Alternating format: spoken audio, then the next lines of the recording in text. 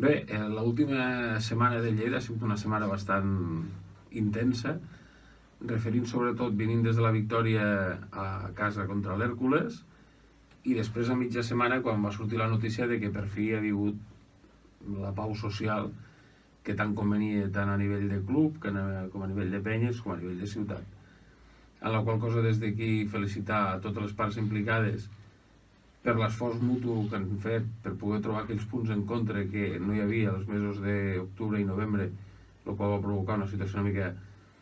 desagradable per tota la gent que fa molts anys que anem al camp d'esports. Evidentment, i no és d'altra manera, que necessitem el que és el Lleida, les penyes, i el club necessita les penyes, igual que les penyes necessiten el club. I la cirereta al pastís va ser aquest diumenge en la victòria al camp del Villarreal, que no per que la desitgéssim tots els que som seguidors habituals, els que se'ns diu de pedra picada, però sí que era una victòria que ningú entrava a les quinieles des d'on veníem fa en total 60 dies de que estàvem gairebé al pou i que ara comencem a mirar amb optimisme tota l'última recta final que ens queda a la temporada. Preveient que aquest proper dissabte a les 6 de la tarda, esperant que tothom vagi al camp, contra un rival